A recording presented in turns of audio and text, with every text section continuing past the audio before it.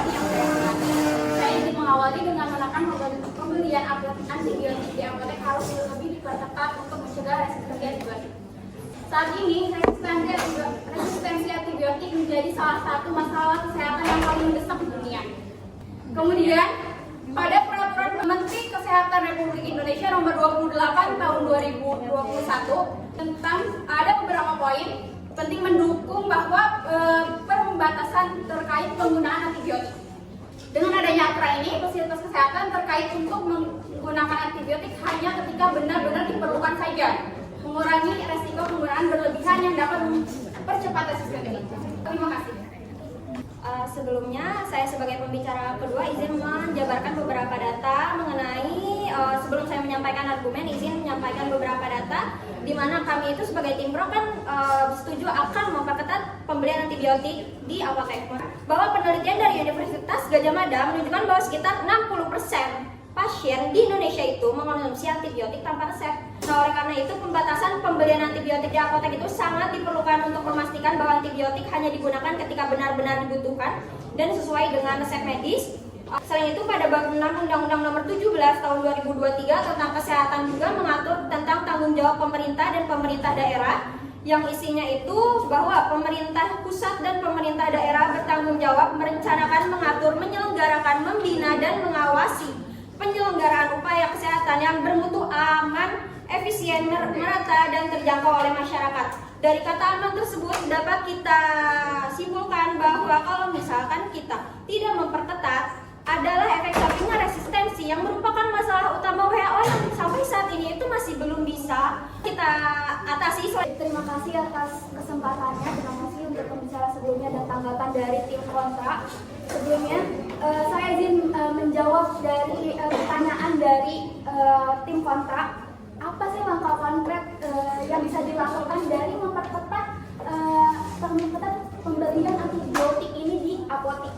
Nah, pertama, itu kita harus pastiin mewajibkan resep dokternya itu harus valid. Nah, kalau misalkan nggak diperketat, kalau bisa aja resep dokternya bisa palsu. Resep dokter mungkin bisa ditemukan di bisa aja di print sendiri atau tanpa konsultasi, atau kalau emang kenal dokter minta gitu resepnya, terus minta dia tolong dibuatkan antibiotik yang diresepkan gitu, tanpa ada edukasi yang jelas gitu, tanpa konsultasi gitu ke dokternya, bisa aja resep dokternya palsu gitu. Makanya perlu dilihat lagi, diwajibkan untuk resep dokter yang valid gitu. Perketat di sini kami juga mungkin akan melakukan pengawasan dan juga sanksi bagi apotek. Misalkan cuma mengandalkan edukasi aja untuk menekan resistensi antibiotik ini. Gitu kan? Mana caranya mengedukasi?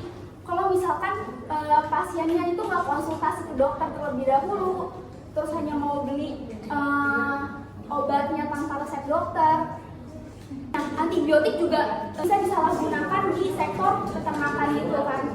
Nah, makanya harus diperketat gitu regulasi untuk pembelian antibiotik ini. Mungkin seperti itu. Laporan terbaru di WHO memberikan gambaran paling komprehensif tentang resistensi antibiotik hingga saat ini. Dengan data dari 114 negara, WHO mengungkapkan bahwa ancaman serius ini bukan lagi sekadar prediksi untuk masa depan, melainkan sedang terjadi saat ini di setiap wilayah di dunia dan berpotensi mempengaruhi siapapun berapapun usianya di negara manapun. Resistensi antibiotik ini menjadi ancaman besar bagi kesehatan masyarakat. Diterima nggak? Kenapa harus mengontrol pemberian obat kepada masyarakat baik di klinik, rumah sakit maupun di apotek? Masalahnya jika penggunaan antibiotik dikontrol, ini akan terjadi resistensi antibiotik yang secara klinis dan membahayakan tubuh pasiennya. Interupsi.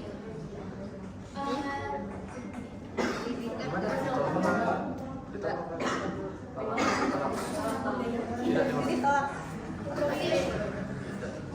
Interupsi ditolak. Interupsi ditolak.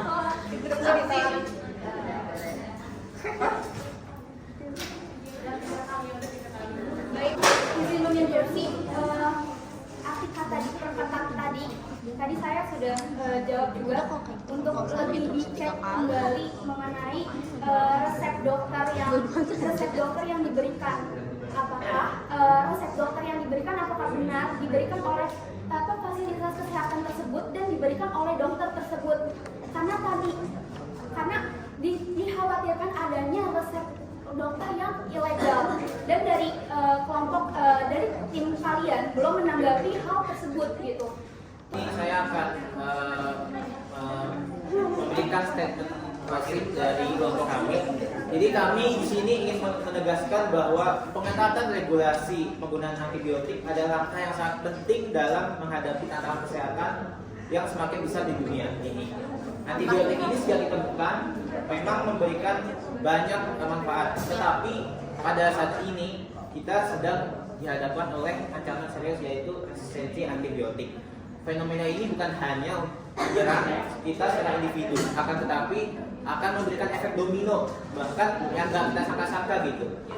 Karena kita memiliki budaya di Indonesia itu meremehkan hal-hal yang kecil. Untuk saat ini kami tidak bisa menjabarkan beberapa regulasi yang harusnya dikembangkan lagi, karena diingat bahwa kami di sini masih minim pendidikan. Tapi kami tidak menganggap bahwa perlu adanya peningkatan regulasi yang sudah ada mengenai pengetatan distribusi antibiotik ini.